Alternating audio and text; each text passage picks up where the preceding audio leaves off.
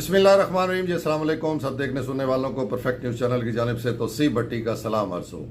नाजरीन, सबसे पहले ये एक वीडियो क्लिप देखें, उसके बाद इसके ऊपर बात करते हैं। वो कीते और 100 दे 200 कर दें।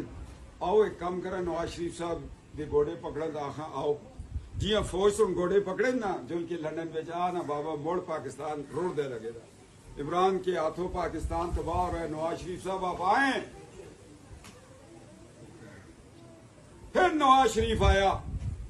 फिर वो कुव्वतें जो चाहती थी कि नवाज शरीफ चौथी दफा वजीर आजम ना बने, उन्होंने एक प्लानिंग की और 5 बजे ऐलान कर दिया कि नवाज शरीफ मानसरा से हार गए। अले रिजल्ट तो जल्दी हासिल है। काले टाके में 22,000 औरत से वोट पाए। मैं पूछता हूं इलेक्शन कमीशन, इलेक्शन कमिश्नर, तुमने जो स्टाफ भेजा था वो खवातीन जुतबा में रोक दी और मार्कियों से उठाकर लड़कियां होटलों की वेटर्स को टीचर बना के भेजा और ठप्पे लगा के 22,000 वोट डाल दिए हमारे खिलाफ। इलेक्शन कमीशन दी नाएलियासी 22,000 कबरा जीनियां गेड़ो फिर भी नहीं पूरा। तो संताड़ियों सी वोट दे तले मोर ला दे इलेक्शन कमीशन दी। मियां नवाज शरीफ साहब तो जरा 9,000 वोट रिजेक्ट किए ना, वो पतली स्याही बिच इस तरह लाया कि 2 हटाए ना लगी दी। इधरों मोर है, इधरों शेर का निशान है, उतना कसौरी नाल भी बाहर नजर आ गया जी क्रॉस हो गया, ताकि जिसले अदालत में सफदर जुले मुस्लिम लीग जुले आखा जी डबल मोर है। मोर तो तुम तला समझाए अब लेके दसिया से सफेद जगह तलाओ उन्हें पिछड़ के सजाई। जिस कैंडीडेट ते निशान दे तला पैड पा छोड़ समझो उसको इलेक्शन कमीशन नहीं जितने दी। सरदार यूसुफ साहब दे पिछले 2018 में उता शेर तला पैड हार गए। अस तो उता शेर तला पैड 4,000 वोट हो चुनता रहा। इस पैडा कड़ो समझो इलेक्शन कमीशन आ लियो। मगर इलेक्शन कमीशन क्या करे? 47 से लेकर आज तक इलेक्शन कमीशन का फेलियर है। इन्होंने गलत इलेक्शन करवाया, हमारा मुल्क तोड़ के रख दिया। मशरकी पाकिस्तान को बांग्लादेश बना दिया, इन्होंने तबाही कर दी। ऐसे इलेक्शन कमीशन से हम किसी इलेक्शन की तवक्को नहीं कर सकते जहां पर सिफारशी बैठे हों, जहां पर नायल लोग बैठे हों। रिटायर्ड लोगों का क्या काम है इलेक्शन कमीशन में? सर्विंग लोग बिठा लो, कल किसी जवाब दे आओ। इन रिटायर्ड जजों को, ब्यूरोक्रेट्स को इलेक्शन कमीशन में नहीं बैठा होना चाहिए। इलेक्शन में धांधली करवाते हैं ये लोग। 2018 का इलेक्शन चोरी करवाया, किसी ने नहीं पूछा। 2017 में नवाज शरीफ को निकाल दिया, काशगर गवादर रुक गया, डॉलर 105 से 270 पे गया। आटा आजकल क्या रेट है? जी नाजरीन, आपने ये वीडियो क्लिप देखा। ये कैप्टन सफदर साहब एक अवामी इज्तिमा से खिताब कर रहे हैं और उन्होंने जो मैं तो इसे कहूँगा कि इंतहाई सच्ची बातें की और हकायक जो उनसे हैं वो बयान किए, जिसके हवाले से ख़ुद उनकी जो पार्टी है वो इस तरीके से इजहार नहीं कर सकती जिस तरह सफदर साहब ने बड़े खुला चीज़ों को जो उनसे है वो पेश कर दिया है।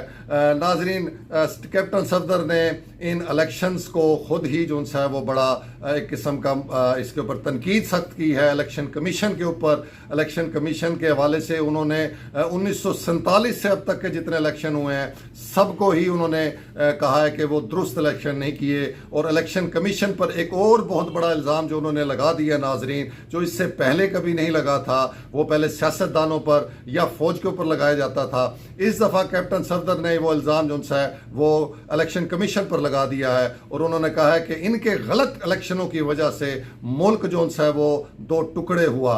जी नाजरीन, उन्होंने कहा कि मशरकी पाकिस्तान जो पाकिस्तान से अलहदा हुआ वो इस इलेक्शन कमीशन के गलत इलेक्शन करवाने की वजह से हुआ है। तो ये उन्होंने एक बहुत बड़ा नाजरीन एक जो उनसे वो बयान दिया है, एक इज्तिमा से खिताब किया है जो को थोड़ा उनकी पार्टी पॉलिसी से थोड़ा थोड़ा सा हट के नज़र आता है कि उनकी पार्टी जो सी है, जो उनकी हुकूमत है इस वक्त फेडरल में भी पंजाब में भी, वो तो इलेक्शन कमीशन के पीछे खड़ी हुई नज़र आती हैं। लेकिन कैप्टन सफदर साहब ने बिल्कुल ही कोई झिझक महसूस किए बगैर इलेक्शन कमीशन के जो गलत फैसले हैं, जो गलत इलेक्शंस के हवाले से जो उनका कोई किरदार है, उसको उन्होंने बरमला इजहार कर दिया है और बड़ा ओपनली जो है वो उस पर सख्त तनकीद की है। इसके अलावा नाज़रीन उन्होंने एक और जो दिलचस्प बात की है, वो भी जो गवर्नमेंट की पॉलिसी नज़र आती है उससे थोड़ी मुख्तलिफ नज़र आ रही है नाज़रीन, और वो ये है कि वो कह रहे हैं कि इलेक्शन कमीशन के अंदर रिटायर्ड जो से ब्यूरोक्रेट्स और जजेस को बिठाया गया है। उनका क्या काम है, वहाँ पर जो से हाजिर सर्विस जो से हैं वो होने चाहिए, अफसरान होने चाहिए। रिटायर्ड जजेस और रिटायर्ड ब्यूरोक्रेट्स जो से हैं उनको किस तरीके से यहाँ पर अपॉइंट किया गया, जो कि बिल्कुल गलत है। तो ये बात भी नाज़रीन कैप्टन सफदर की बिल्कुल ठीक है, हम इसको अप्रिशिएट भी करते हैं। लेकिन दूसरी तरफ अगर देखा जाए तो उन्हीं की हुकूमत जो सी है पंजाब में या फेडरल में, वो पूरा कोशिश कर रही है कि जो ट्रिब्यूनल है, इलेक्शन ट्रिब्यूनल्स हैं, उसमें रिटायर्ड जजेस जो से हैं वो तैनात किए जाएं और उनके सरबराही में वो ट्रिब्यूनल्स काम करें और सारे जो से ये पिटीशंस हैं उनके फैसले करें। तो ये मैं समझता हूँ एक बड़ा ही हैरानकुन भी है और कैप्टन सफदर साहब का बड़ा ये ज़बरदस्त किस्म का ये बयान है जो इन्होंने अवाम के सामने एक अपनी जो है वो स्पीच के दौरान दिया है, और इसने हलचल सी मचा दी है। ये बहुत ज़्यादा वायरल हुआ है इस टाइम, और इसके ऊपर जो पीटीआई के लोग हैं और जो मुखालिफ हुकूमत लोग हैं वो इसको बहुत ज़्यादा हाईलाइट कर रहे हैं और कह रहे हैं कि हुकूमत का अपना इंतहाई अहम तरीन शख्स जो है, इंतहाई अहम शख्सियत जो नवाज शरीफ साहब का करीबी जो है वो रिश्तेदार है और वज़ीर आला पंजाब के जो से हैं वो शोहर हैं, वो इतना खुल के इलेक्शन कमीशन के ऊपर जो है वो तनकीद कर रहे हैं और उनका जो किरदार है उसको जो है वो एक किस्म का डाउटफुल बना रहे हैं। तो फिर ये हुकूमत किस तरीके से इलेक्शन कमीशन को या ये जो इलेक्शन हुए हैं उनको प्रोटेक्ट कर सकती है। तो ये बहरहाल नाज़रीन बड़ा अहम स्टेटमेंट है, इसके ऊपर बहुत सी गुफ्तगू हो रही है, इसको बहुत ज़्यादा वायरल किया जा रहा है। बहरहाल आप देखें कि इसके हवाले से नून लीग का क्या स्टेटमेंट सामने आता है और हुकूमत का स्टेटमेंट क्या इसके सामने आता है। इसके हवाले से कैप्टन सफदर साहब ने जो करना था वो कर दिया है, जो कहना था वो कह दिया है। तो ये सूरत हाल है। बाकी नाजरीन सियासी सूरत हाल जो सी है वो जूं की तू है, मामलात उसी तरीके से तनाव का शिकार हैं। एक और रिलीफ, बड़ा रिलीफ जो है वो बानी पीटीआई को आज अदालतों की जानिब से मिल गया है और इस तरीके से उनको मजीद भी जो है वो तवक्कुआत हैं कि दीगर जो उनके मुकदमात हैं अदालतों में, उसमें भी अदालतें उनको जो है वो रिलीफ देंगी और उनकी ये तवक्को है कि बहुत जल्द जो है बानी पीटीआई वो वापस जो है बाहर आएंगे।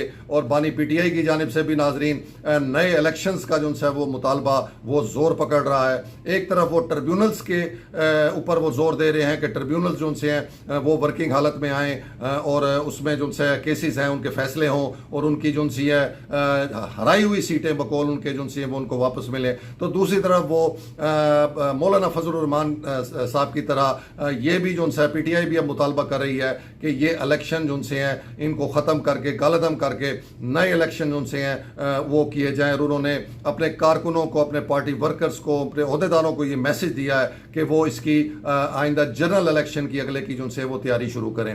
तो ये सिलसिला जो है वो जारी है नाजरीन, और इसमें जो है वो क्या सूरत हाल आगे बनती है अभी फ़िलहाल कुछ नहीं कहा जा सकता। जब तक हम बार बार कह रहे हैं, जितने भी बाशऊर लोग हैं वो बार बार कह रहे हैं कि ये तनाव जो है ये उस वक्त तक ख़त्म नहीं होगा जब तक सब फ्रीकैन जो है वो एक एक कदम पीछे नहीं हटेंगे। और ये इंतहाई ज़रूरी है। ये भी कहा जा रहा है कि ये सिलसिला ज़्यादा अरसा चल नहीं सकेगा। इस तरह का तनाव जो है, इस तरह की कशीदगी ये ज़्यादा अरसा चल नहीं सकेगी। ये पाकिस्तान की मईशत का बिल्कुल ही बट्ठा बिठा देगी और अवाम जो सी हैं वो अगर इसी तरीके से उनके साथ सलूक होता रहा और इसी तरह महंगाई जो से है वो मज़ीद बढ़ती रही और ये बिजली के बिल एटम बम बन के अवाम के ऊपर गिरते रहे, तो फिर अवाम का सब्र भी जो है वो जवाब दे जाएगा। और फिर जो सूरत हाल मुल्क के अंदर होगी वो एक अफरा तफरी की और एक अनारकी की फ़ज़ा जो सी है वो पैदा होने का अंदेशा है। इसलिए बार बार कह रहे हैं कि मामले की जो है वो हसासियत को समझें, मामले की जो उनसे संगीनी को समझें और ये सब स्टेक होल्डर जो उनसे हैं ये अपने अपने मौक़िफ़ से थोड़ा सा इसमें लचक पैदा करें और बैठकर इन मसाइल का हल जो उनसे है वो तलाश करें। ना ही नए इलेक्शन जो उनसे हैं वो इतना जिसे कहें कि वो आसान है कि इस कौम को दोबारा नए इलेक्शंस के अंदर जो उनसे वो लेके जाया जा सके, और ना ही इस तरह की डाउटफुल किस्म की जो एक सूरत हाल हुकूमत की बनी हुई है इस तरीके से ये हुकूमत भी नहीं चल सकती। तो इसका हल यही है कि बैठ के मामलात को तय किया जाए, अदालतों को अपना काम करने दिया जाए, उनको अपने इंसाफ के तकाजे पूरे करने दिए जाएं, इलेक्शन ट्रिब्यूनल्स जो उनसे हैं वो मौजूदा जो सिटिंग जजेस हैं उनकी निगरानी में जो उनसे वो कायम किए जाएं, ताकि किसी को भी इसके ऊपर उंगली उठाने की जो उनसे वो ज़रूरत महसूस ना हो, सही फैसले हों और जो जीता हुआ है उनको मतलब है कि उनकी सीटें वापस की जाएं और जो हारे हुए हैं वो इसको कबूल करते हुए जो उनसे अपना बड़े दिल और गुर्दे का मुजाहरा करें और इसको कबूल करते हुए मुल्क के मफाद में, अवाम के मफाद में पीछे हट जाएं और जिनकी हुकूमत बन सकती है उनको हुकूमत बनाने दें। क्योंकि नाजरीन हम पहले भी कह चुके हैं कि तहरीक इंसाफ को या इमरान खान को आप इस तरीके से ज़ोर ज़बरदस्ती तरीके से जो उनसे वो शिकस्त नहीं दे सकते।